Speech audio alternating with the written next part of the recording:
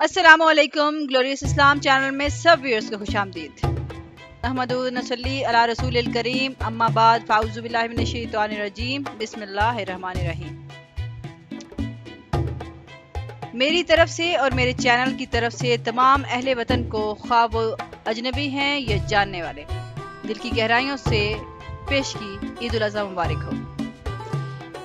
میری یہ خواہش ہے کہ یہ دن آپ کی زندگی میں خوشیوں اور خیر کا وسیلہ بن کر آئے، آمین۔ ویورز، اس سے پہلے اگر میرے چینل کو آپ نے سبسکرائب نہیں کیا تو پلیز سبسکرائب کریں اور بیل کا بٹن دبائیں تاکہ میری آنے والی ہر ویڈیو آپ تک جلد پہنچے۔ شکریہ۔ عید الاضحیٰ اور قربانی کے احکام قرآن و سنت کی روشنی میں۔ ہم جب بھی لفظ قربانی سنتے ہیں تو اس سے ہمارے ذہنوں میں قربانی کا مخصوص تصور آ جاتا ہے، لیکن بنیادی سوال یہ ہے کہ قربانی کا اصل مفہوم کیا ہے۔ قربانی کا لفظ قرب سے نکلا ہے۔ اللہ کا قرب حاصل کرنے کے لیے جو کام کیا جائے، وہ نذر و نیاز پیش کی جائے، اس کو ہم قربانی کہتے ہیں۔ سورہ المائدہ میں حابیل اور قابیل کے قصے میں اللہ تعالیٰ نے فرمایا، آیت نمبر 27، ترجمہ: اے نبی صلی اللہ علیہ وسلم، ان کو آدم کے 2 بیٹوں حابیل اور قابیل کے حالات جو کہ بالکل سچے ہیں پڑھ کر سنا دو کہ جب ان دونوں نے اللہ کے جناب میں کچھ نیازیں چڑھائیں تو ایک کی نیاز تو قبول ہو گئی اور دوسرے کی قبول نہ ہوئی۔ ہمارے پاس جو کچھ بھی ہے وہ اللہ ہی کا دیا ہے، لہٰذا اس کا دیا ہم اس کے حضور میں پیش کرتے ہیں۔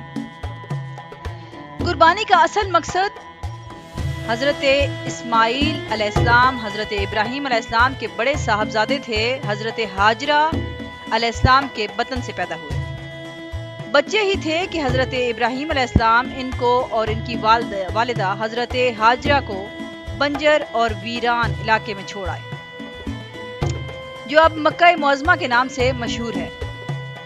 ایک دن حضرت ابراہیم علیہ السلام نے حضرت اسماعیل علیہ السلام سے فرمایا کہ میں نے خواب میں دیکھا ہے کہ تمہیں ذبح کر رہا ہوں، اب تم بتاؤ تمہاری کیا رائے ہے؟ حضرت اسماعیل علیہ السلام نے فرمایا کہ آپ مجھے ثابت قدم پائیں گے۔ حضرت ابراہیم علیہ السلام نے حضرت اسماعیل علیہ السلام کو ذبح کرنے کے لیے لٹایا تو خدا کی طرف سے آواز آئی، اے ابراہیم علیہ السلام، تو نے اپنے خواب کو سچا کر دکھایا، ہم احساس کرنے والوں کو اسی طرح جزا دیتے ہیں، اور ہم نے اس کے لیے ذبح عظیم کا فدیہ دیا۔ مفسرین کا کہنا ہے کہ خدا کی طرف سے ایک مینڈا آ گیا جسے حضرت ابراہیم علیہ السلام نے ذبح کیا۔ حضرت اسماعیل علیہ السلام کی اسی قربانی کی یاد میں ہر سال مسلمان عید الاضحیٰ مناتے ہیں۔ یہاں سوچنے کی بات یہ ہے کہ کیا قربانی صرف جانور کے گلے پر چھری چلانے کا نام ہے؟ شاید نہیں، بلکہ قربانی کا اصل مقصد یہ ہے کہ ہم اپنے نفس اور اپنی غلط خواہشات پر چھری چلائیں، اپنے آپ کو راہ راست پر لائیں۔ اگر ہم اپنا چلن تبدیل نہیں کریں گے تو پھر ہم قربانی کے اصل فلسفے تک نہیں پہنچ پائیں گے۔ قربانی کا جانور کیسا ہونا چاہیے؟ رسول اکرم صلی اللہ علیہ وسلم نے عیب والے جانور قربانی کے لیے ذبح کرنے سے منع فرمایا۔ وہ جانور یہ ہیں: بھینگا یا کانا ہو یا جس کی بینائی نہ ہو، یعنی آنکھ تو ہو لیکن دکھائی نہ دیتا ہو۔ دوسرا، ایسا جانور جو لنگڑا یا جس کی ٹانگ ٹوٹی ہوئی ہو۔ تیسرے، بیمار جانور۔ چوتھا، اتنا لاغر اور دبلا چلنے میں دوسرے جانوروں سے پیچھے رہ جاتا ہو۔ پانچواں، ایسا جانور جس کا کان آگے یا پیچھے سے کٹا ہوا ہو یا چیر کر دو حصے کر دیا گیا، یہ کان پر سوراخ ہو یا کان جڑ سے کاٹ دیا گیا۔ چھٹا، ایسا جانور جس کا سینگ کاٹ دیا گیا ہو یا ٹوٹ گیا ہو یا سینگ بے جان یا خراب ہو۔ ساتواں، ناک کٹا جانور، اور آٹھواں، دم کٹا جانور۔ نواں، ٹوٹے ہوئے دانتوں والا جانور۔ یہ مفہوم مسلم، ابو داؤد اور نسائی کی حدیث سے لیا گیا ہے۔ احکام قربانی: مخصوص جانور کو مخصوص دنوں میں، یعنی 10ویں ذی الحجہ سے 12ویں ذی الحجہ تک تقرب اللہ اور ثواب کی نیت سے ذبح کرنا قربانی ہے۔ یہ قربانی حضرت ابراہیم علیہ السلام کی سنت ہے۔ حضور پرنور سرور کائنات صلی اللہ علیہ وآلہ وسلم کو قربانی کا حکم دیا گیا۔ ارشاد باری تعالیٰ ہوا فصلی لربک وانحر، سورہ کوثر۔ ترجمہ: تو تم اپنے رب کے لیے نماز پڑھو اور قربانی کرو۔ قربانی ایک اہم مالی عبادت ہے اور شعار اسلام سے ہے۔ حضور صلی اللہ علیہ وآلہ وسلم نے ہجرت کے بعد 10 سال تک مدینہ طیبہ میں قیام فرمایا اور ہر سال قربانی فرماتے رہے، جس سے معلوم ہوا کہ قربانی صرف مکہ معظمہ ہی کے لیے مخصوص نہیں، بلکہ اس شخص پر ہے جو صاحب نصاب ہو، چاہے کہیں بھی رہتا ہو، اس پر قربانی واجب ہے۔ منکرین حدیث کا نام نہاد مسلمان ٹولہ جو اس مالی عبادت پر اعتراض کرتا ہے کہ اس پر بے انتہا پیسہ خرچ ہوتا ہے، لہٰذا اس کی بجائے فلاحی امور مثلا محتاج خانے، شفا خانے وغیرہ بنا دینا چاہیے۔ یہ اعتراض بالکل لغو ہے۔ پھر تو حج جیسی اہم مالی عبادت بھی جو شعائر اسلام سے ہے، اس کا بھی یہ کہہ کر ختم کیا جا سکتا ہے کہ لاکھوں روپے ہر سال حج پر خرچ ہوتے ہیں، لہٰذا بجائے حج کے فلاحی امور اور رفع عامہ کے کام پر خرچ کر دیا جائے تو زیادہ بہتر ہوگا۔ اور صرف یہ کہنا کہ قربانی حج کے موقع پر مکہ معظمہ ہی میں ہو سکتی ہے، غلط ہے۔ البتہ صرف حج کی قربانی بے شک مکہ معظمہ ہی کے ساتھ خاص ہے، لیکن عید الاضحیٰ کی قربانی ہر مالک کے نصاب پر واجب ہے، خواہ وہ کہیں بھی رہتا ہو۔ قربانی کی فضیلت و اہمیت۔ قربانی کے لیے مخصوص جانور کو قربانی کے دنوں میں بنیت تقرب ذبح کرنا قربانی ہے، اور کبھی اس جانور کو بھی اضحیہ اور قربانی کہتے ہیں جو ذبح کیا جاتا ہے۔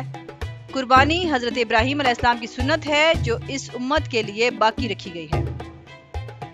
ام المومنین حضرت عائشہ صدیقہ رضی اللہ عنہ سے روایت ہے کہ حضور اقدس صلی اللہ علیہ وآلہ وسلم نے فرمایا، یوم النحر 10ویں ذوالحجہ میں ابن آدم کا کوئی عمل اللہ کے نزدیک خون بہانے یعنی قربانی کرنے سے زیادہ پیارا نہیں، اور قربانی کا جانور قیامت کے دن اپنے سینگ، بال اور کھروں کے ساتھ آئے گا، اور قربانی کا خون زمین پر گرنے سے قبل خدا کے نزدیک مقام قبولیت کو پہنچ جاتا ہے، لہٰذا اسے خوش دلی سے کرو۔ ابو داؤد، ترمذی اور ابن ماجہ کی حدیث۔ سیدنا حضرت حسن بن علی رضی اللہ عنہ سے روایت ہے کہ حضور اکرم صلی اللہ علیہ وسلم نے فرمایا، جس نے خوش دلی اور ثواب کی نیت سے قربانی کی، وہ اس کے لیے آتش جہنم سے حجاب یعنی آڑ ہو جائے گی۔ طبرانی کی حدیث۔ حضرت ابن عباس رضی اللہ عنہ سے روایت ہے کہ حضور کریم صلی اللہ علیہ وسلم نے ارشاد فرمایا، جو مال عید کے دن قربانی میں خرچ کیا گیا، اس سے زیادہ کوئی مال پیارا نہیں۔ طبرانی کی حدیث۔ حضرت ابو ہریرہ رضی اللہ عنہ راوی ہیں کہ حضور اقدس صلی اللہ علیہ وسلم نے فرمایا، جس میں وسعت ہو اور اس کے باوجود وہ قربانی نہ کرے تو وہ ہماری عیدگاہ کے قریب بھی نہ آئے۔ ابن ماجہ کی حدیث۔ ابن ماجہ نے زید بن ارقم رضی اللہ عنہ سے روایت کیا ہے کہ صحابہ رضی اللہ عنہ نے عرض کیا، یا رسول اللہ صلی اللہ علیہ وسلم، یہ قربانیاں کیا ہیں؟ آپ صلی اللہ علیہ وسلم نے فرمایا، تمہارے باپ ابراہیم علیہ السلام کی سنت ہے۔ لوگوں نے عرض کیا، یا رسول اللہ صلی اللہ علیہ وسلم، ہمارے لیے اس میں کیا ثواب ہے؟ فرمایا، ہر بال کے مقابل نیکی ہے۔ عرض کیا گیا کہ اون کا کیا حکم ہے؟ فرمایا، اون کے ہر بال کے بدلے نیکی ہے۔ ابن ماجہ۔ صحیح بخاری میں برا رضی اللہ عنہ سے مروی ہے کہ نبی کریم صلی اللہ علیہ وسلم نے عید الاضحیٰ کے دن فرمایا، سب سے پہلے جو کام آج ہم کریں گے وہ یہ ہے کہ نماز پڑھیں، پھر اس کے بعد قربانی کریں گے۔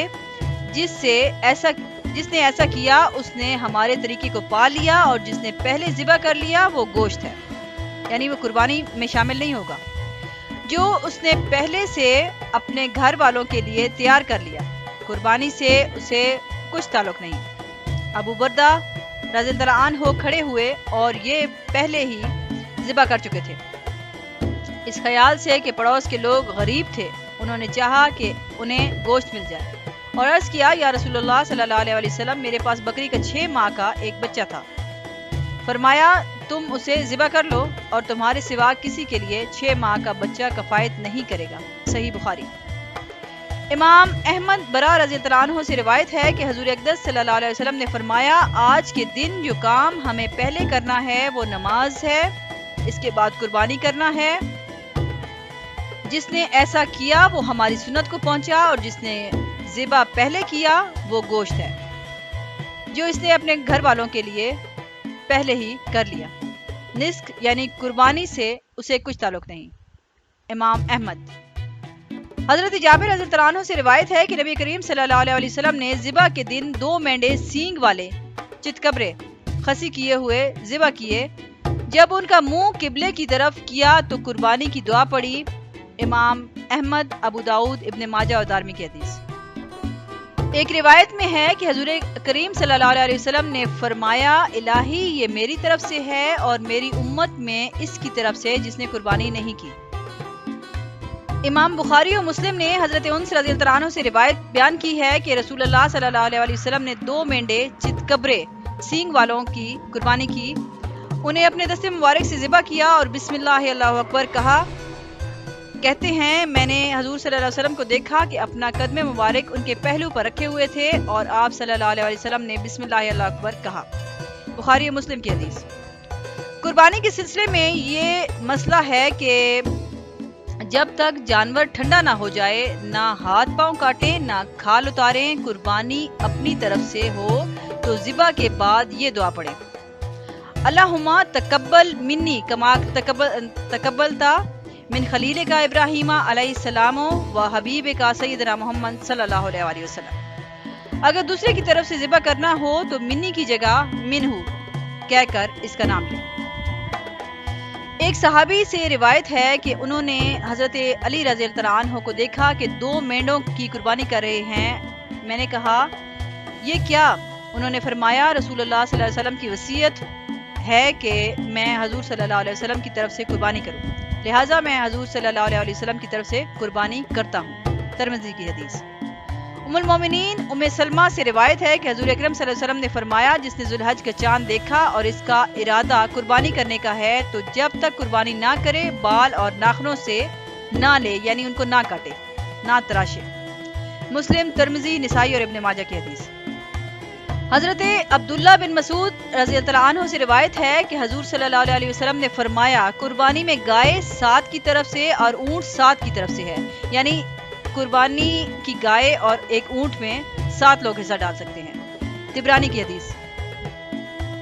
مجاشع بن مسعود رضی اللہ عنہ راوی ہیں کہ حضور صلی اللہ علیہ وسلم نے فرمایا بھیڑ کا جزا 6 مہینے کا بچہ سال بھر والی بکری کے قائم مقام ہے۔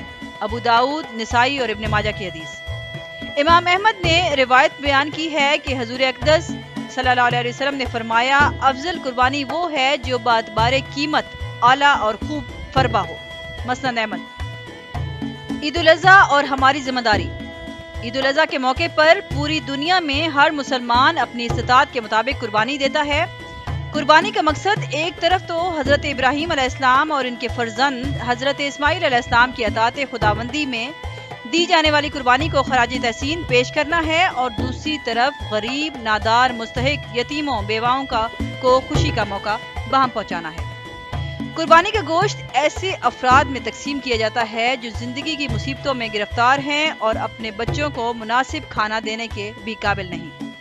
عید الاضحیٰ ہمیں یہ درس بھی دیتی ہے کہ مسلمانوں پر جب کبھی کڑا وقت آئے سب یکجان ہو کر صورتحال کا خیال رکھا جائے کہ جب قربانی کے لیے جو بھی حضرات آئیں تو کوئی بھی چھری لے آتے ہیں، لیکن آپ اپنی احتیاط کریں اور صحیح اور تیز چھری سے اپنا جانور ذبح کروائیں۔